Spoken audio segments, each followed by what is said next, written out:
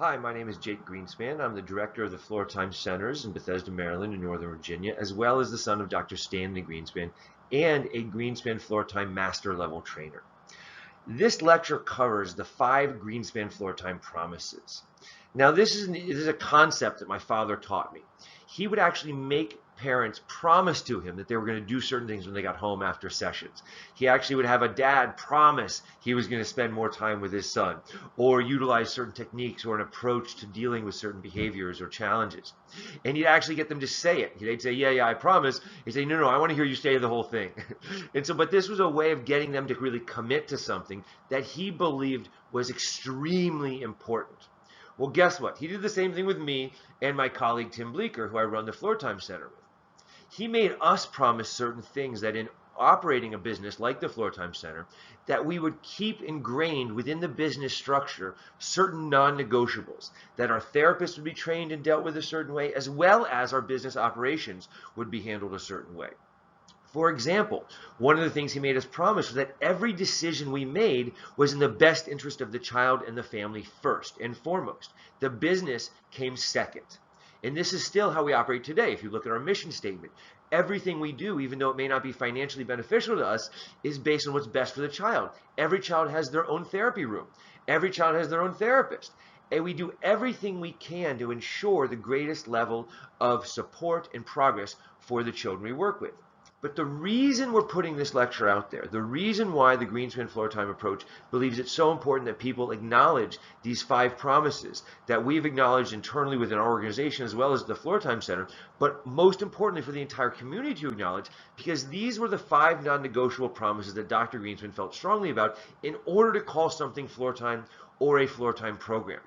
Currently, Floortime is in a state of massive expansion, which is wonderful. More and more people have access to it, more and more people are doing it, and there's more and more efficacy supporting it. However, because of that, some of the guidance on what Floortime is, some of the training on Floortime, it doesn't have the same level of consistency and fidelity that Dr. Greenspan would have wanted.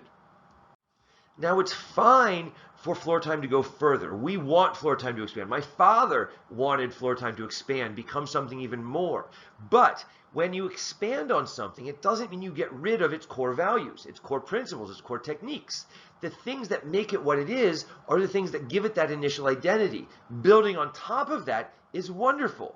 Redefining that is not, because when we start redefining these core principles, we lose some of its value.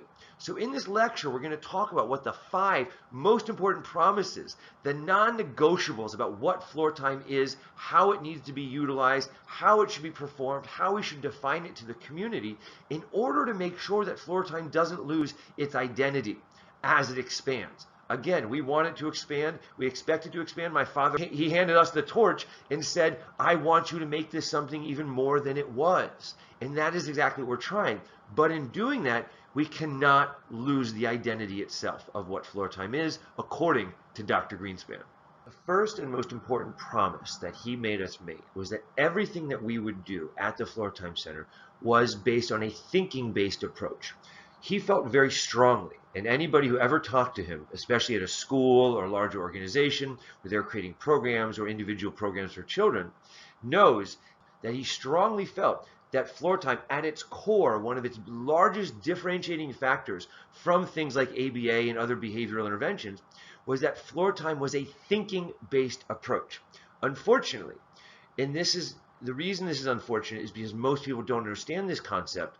This is the piece that is most often not integrated into many practices of people saying they're doing Floortime, and this is the most powerful and beneficial component of the Floortime model that he created. So we're losing a massive part of the value of Floortime when a child is having access to Floortime-based interventions if this is not part of that therapy. A thinking-based approach means that any type of program you integrate Floortime into, educational or therapeutic, is that it has to be based on having learning experiences that are within an emotionally meaningful context where the child exhibits intentionality, voluntary participation, and produces their own creative ideas and solutions. Now, this last piece is the key. Because most people I see doing floor time, they're still trying to teach a child a specific outcome. They're trying to prompt them to say a certain word over and over, not in a natural setting or a natural way. They're trying to force them to produce a certain specific solution, result, or even perform a certain task that the child may not be ready to perform developmentally. Unfortunately, the second the adult takes over, the second the adult is the one telling the child the answer, giving them their solution, giving them their way, or modeling for them directly how to perform this, the adult is doing the thinking. And this was a really important thing to Dr. Greenspan, that floor time is a thinking-based approach. Another thing we see therapists doing and educators sometimes is they take the basic premise of floor time of following the child's lead or making it play-based and turning something into a game, and they say, oh, we're doing floor time. Well, you're making it a game, you're doing play-based intervention, but that is not enough to call something floor time. It's like taking one small piece of what something is and saying this represents the entirety of it. That is not true. It has to be thinking-based. It has to be thinking-based, which means the child has to be the one coming up with the ideas, has to be the one generating the solutions, and coming up with their own words and communicative patterns versus trying to force them into what we expect them to be using. So for example, even teaching a child to use a specific sign like more and all done does not actually fall within the floor time curriculum unless the child is at the 5th milestone, which is the symbolic and meaningful use of ideas and words. Because symbolic communication, which sign language is a form of, is something that can be learned within the right trajectory. If a child is moving through the other milestones and language isn't emerging, now let's bring in other symbolic forms of communication. But if we have a 1 or 2-year-old who's not talking and they haven't mastered the precursors, the pre-verbal communication strategies, teaching them our way of communicating gives them some tools, but is not part of the DIR floor time curriculum. Now, I'm not saying that that's not helpful for some kids, especially those who are frustrated in needing some communication tools. Absolutely, sometimes it's necessary to teach a sign even prior to the child being developmentally ready for it. However, he felt strongly that if we interrupt the child's thinking process, if we take over their problem solving, if we don't allow them to figure things out through these interactions and meaningful exchanges, then they're never going to learn to do that fully on their own. And what do we typically see with children who are doing a lot more adult-led therapies that are not thinking-based? Well, now we have a child who masters certain skills, but they never learn to independently adapt and use them on their own in the long run. And ultimately, we see significant social and other academic planning and execution challenges later in life. I worked with dozens of 4th graders who actually were given more adult-led interventions, PT, OT, and speech as young children, and they mastered the age-expected skills. And then all of a sudden, out of nowhere, in 3rd and 4th grade, this child now has executive functioning issues. Well, I'm sure there's parents who are going to listen to this who say, yes, that's my child. Unfortunately, the work you were doing early on in life, while beneficial in one way, was actually inhibiting growth in another way. If instead of helping a child figure out how to move their body, you show them how to move their body every step of the way, we're not developing the same wiring in the brain. If instead of helping a child figure out how to get your attention, you're telling them what to say and do, again, you're developing different wiring, and yes, they learn the skill and the outcome, but they don't actually learn to think for themselves. And that is why floor time is a thinking-based approach. The second promise is that floor time is based on building and deepening meaningful relationships. Dr. Greenspan said it was through these meaningful relationships that we learn, especially within the child-caregiver relationship, that the child-caregiver relationship was key, and we'll talk more about that in a few moments. But in order to make something child-centered, in order to have it about building this relationship, we have to make sure that we're following the child's interests, but also giving them what they need. This doesn't mean just following them around a room. And we'll talk more about this when it comes to following the lead, which is one of the techniques of floor time. But because floor time is child-centered, which means we are identifying the child's interests, trying to nurture their interests, and show truly an interest in them, okay, now we're helping build that relationship. If we show an interest in someone else, not just who they are, but what they're interested in, because what they're interested in is part of who they are. It's part of them showing us who they are. So if we don't show an interest in our loved ones, in our children's own interests, then we are no longer building that relationship. We have to continuously show an interest in our child or our loved ones, and by doing that, show an interest in what they care about. This not only helps them deepen the relationship, it also helps them feel in control of their social environment. When we come to them enjoying their interest and showing interest in their cars or their art or their story or even them running around and spinning in circles, we are telling them, I respect you, I have an interest in you, and thus, oftentimes, more often than not, the child shows that same response back to the parent later on. But we have to show it first to establish and deepen that relationship. And if that relationship ever becomes stressed or challenged because we're less available, we're traveling for work, we're busy, we're not emotionally present, or maybe we even do something we regret that upsets our child, we sometimes have to go back and rebuild and deepen that relationship, because guess what? Relationships, once you establish them, don't always stay where they're supposed to be. Think about your adult relationships. Do you just have to establish them and then you don't have to maintain them at all? No, you have to maintain your relationship with your friends, with your colleagues, and especially with our spouses. Why don't we feel like we often have to do that with our children? Well, guess what? We do. Now, as I said before, the parents and the caregivers are actually the most important relationship in a child's life. Part of it is that they're the most consistently available, hopefully, but also there's a biological connection that no one can replicate. So there's an intrinsic deeper connection with the caregiver and the child. So this is why Floortime is a parent-centered approach. And most of the research right now is showing that a parent-centered approach gets the best results. However, that doesn't mean it has to be a parent-only approach. A lot of people criticize Floortime in its early years because we were putting too much onus and stress on the parents. The reality is, yes, parents have to be part of a child's life, period. No one disagrees with that. There's a 60-page aggregate research article written by the World Health Organization that looked at 60 years of scientific research and theories about how child-caregiver interactions early in life, 0 to 3, are crucial and as important as food and shelter for survivability. That means that the developmental growth the child achieves from their caregiver interactions early in life is an essential part of our overall health and survivability. But again, how many parents are being told this by their pediatricians? That the first few years of life, it's important you spend some one-on-one time each day with your child. How many parents are being told that yes, a child can be in a social environment like a daycare or a preschool? That doesn't mean that you don't still have to spend some one-on-one time with them each day. These things are essential to the health and the growth of the child. Now, my father, Dr. Greenspan, was also criticized as then people making the assumption that a lack of parental interaction with the child was the cause of these challenges. My father never said that, nor did he believe it.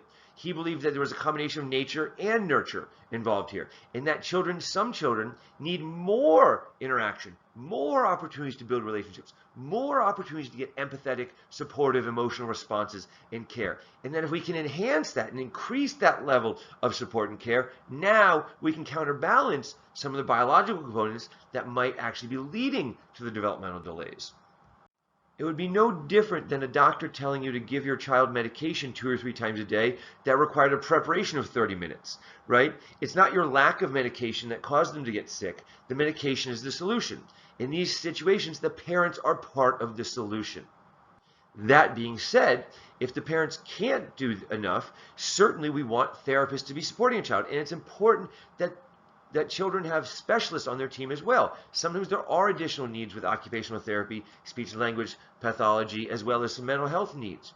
So it's important that parents get that support and that the entire team is utilizing the Floortime techniques and approach while supporting this child. If a family doesn't have a therapy team or a team of professionals to support them, they may need to do more at home. But sometimes finding grandparents, siblings, even that teenager in your neighborhood who's looking for some volunteer work, or the university student who really is great with kids who uses a babysitter, this might be the person you target to help you up the amount of floor time so we can hit 3 hours a day of 20 to 30 minutes. Many of you have heard the 3 main steps of floor time before, especially if you listen to me lecture. Follow the lead, challenge, and expand.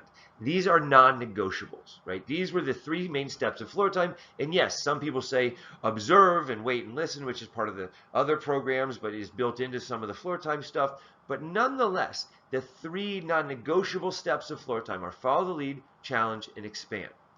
We follow the lead to support a child's sensory and emotional needs by joining their interests at the appropriate level. This helps build and deepen that relationship I talked about earlier. It also helps us make sure that we're having fun with the child, which again helps the child want to have fun with us. If we're trying to force the child to do something, get them to do something they're not interested in, we typically lose the shared attention, engagement, and interaction. If we follow their interests, we can establish those developmental milestones. We challenge the child to interact, communicate, and think. Remember, this is a thinking-based approach based on social interaction, which is a type of communication. So children are being challenged to move up the developmental ladder, but we're always challenging them to do those three things.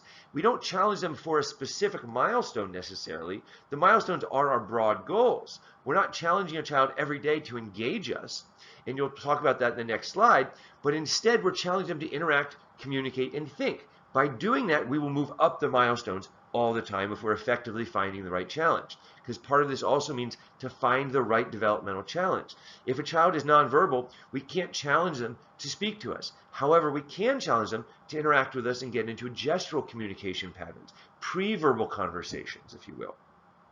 Now, we also want to follow the third step, which is we encourage the child to expand and elaborate by consistently changing our response, changing the challenge we provide, and changing the expectations within the activity. Sometimes it's as simple as moving a few further feet away. Sometimes it means climbing up a ladder or moving a toy around the room. Sometimes it means just hiding our face and waiting a little bit longer until we go peekaboo. These simple changes of either waiting longer, moving around space, or changing the location of an object in space are some of the basic challenges that create expansion of the activity that also help us use the space and the object and the social exchange in new ways. Now, if these things become too challenging, we have to go back to following the lead. If we change the dynamic too much, if we challenge too much, we have to go back to following the lead. So remember, the key ingredient is using these three techniques in tandem and knowing when to use them and when not to use them. For example, if a child is stressed or not sleeping well or sick, we challenge a lot less, we expand a lot less, but that doesn't mean we're still not following their lead, joining them, supporting them, nurturing them, and maybe trying to get a little back and forth exchange. And the final promise about Greenspan Floortime that my father wanted everybody to know and that clinics and schools should be integrating and sharing with people is that he defined Floortime as both a standalone therapy and a therapy that integrates with other interventions. Unfortunately, this is still not the consensus within the Floortime community. Now, let's remember, he created Floortime. I'm not saying Floortime has to stay stagnant and only maintain some of the things that he discussed in it, but these are the non-negotiables that he made me promise, my colleague Tim Bleeker promised, as well as many other professionals I heard him talking with over the years, and many of the parents.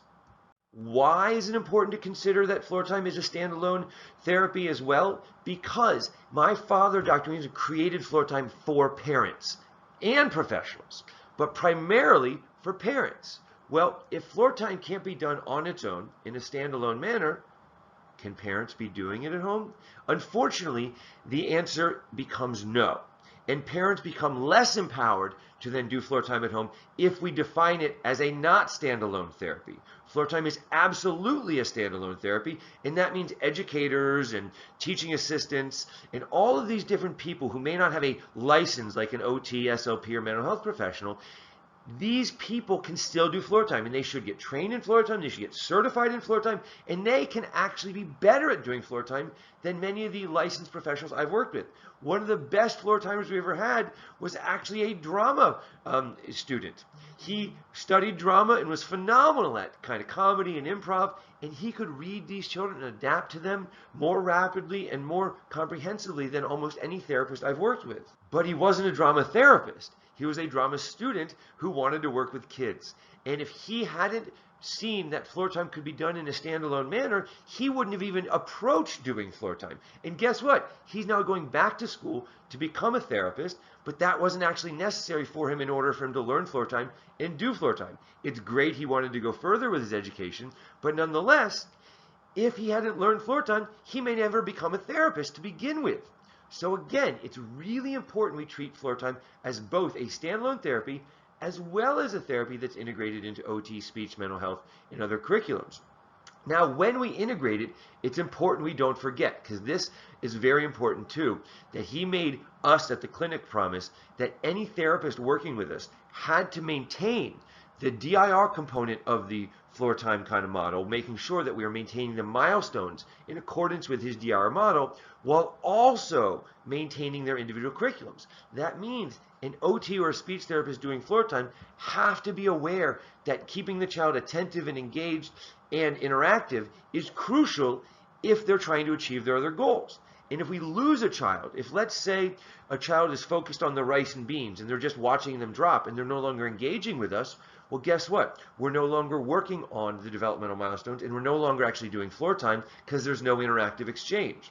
Yes, the child is regulating, but is the child regulating off of the social emotional experience or are they regulating off of sensory experience? Unfortunately, they're regulating off pure sensory experience, which is not how we want to help a child learn to regulate in the long run. If a child can regulate off of looking at the rice and beans with us, where we're dropping them and they're giving us a smile each time they fall on their hands, now the child is learning to regulate off of us and the sensory experience. If the child's doing it on their own, they're doing it in isolation, which is equally as maladaptive as them finding something else that's more antisocial or socially inappropriate.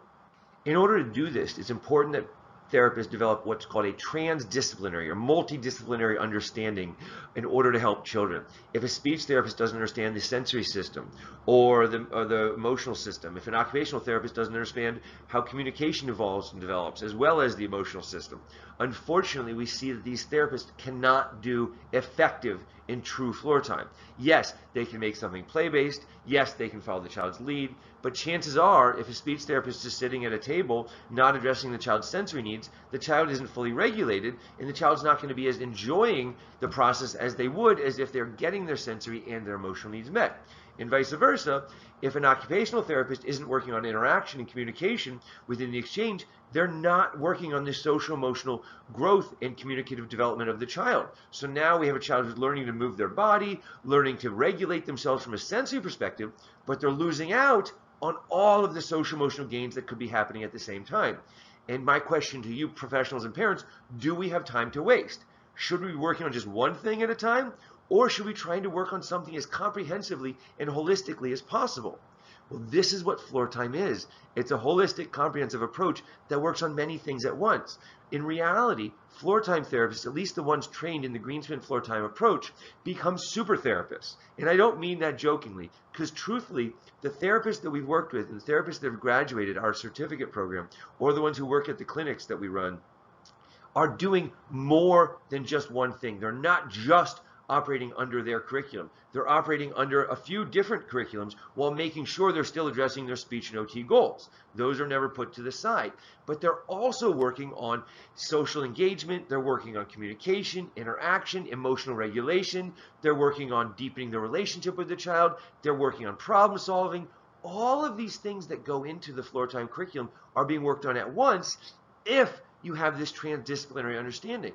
Unfortunately, I've seen a lot of therapists who still think that they're a mental health professional and they can do floor time sitting in a small office with dolls for a child who can't sit down and needs to run around all the time. That doesn't work. If a child is nonverbal and non-symbolic, you can't be doing symbolic play with them. You have to work towards that, and that's part of understanding the DIR model. But in order to do floor time effectively, we have to have all 5 of these pieces, all 5 of these promises in place, ourselves, at our clinics, at our homes. And unfortunately, most professionals, they're doing many of these pieces, but not all of these pieces. It's important we can't forget these 5 promises. And we want these 5 promises to be a guide for the entire community, as well as how we're using them internally at the Floortime Center and at the Greenspan Floortime approach. Unfortunately, there are some disagreements right now as to the definition of floor time and what therapists are providing children. And this is not no fault of their own. Unfortunately, some of my father's beliefs and ideas are no longer being followed because other groups are saying that they want to make this approach more expansive. Well, that's fine to expand on an approach. Absolutely, we agree that floor time should get bigger and better and be used in new ways, in new communities, with new kids, and with new techniques even. However, that doesn't mean we sacrifice its core. We don't get rid of the things that actually proved its effectiveness when Dr. Greenspan was developing it as well as utilizing it with many of the children who became superstars and literally moved off the autism spectrum or no longer qualified for an autism diagnosis after he worked with them for a number of years. Why would we want to get rid of those core principles and core ideas if they work? Again, I'm not saying we can't expand on it and try to make this better. That was actually one of my father's dreams. But getting rid of the things that work, getting rid of the things that he was passionate about as being components of Floortime that are essential to making it effective is not the way to do that. And we as a community need to agree that these are non-negotiable. Otherwise, we will be getting a very inconsistent product, and families and children are the ones that are going to suffer. I hope these promises provide some clarity as to what Floortime is and how Dr. Greenspan really viewed Floortime should be used within the community. I know there's still some uncertainty about some of these questions, but we at the Greenspan Floortime approach, who represent my father's work as closely as possible while continuing to expand on it, make it more available, and find new ways to help people learn it, believe that there are these non-negotiables that really define Floortime. And we don't want the value of his work to be lost over time while it potentially becomes redefined by other people. For more information about the Greenspan Floortime approach, directly from Dr. Stanley Greenspan, please go to stanleygreenspan.com and sign up for one of the free or paid for lectures. If you're interested in getting services for your child, please contact the Floortime Center. Thank you very much, and good luck in your Floortime journey.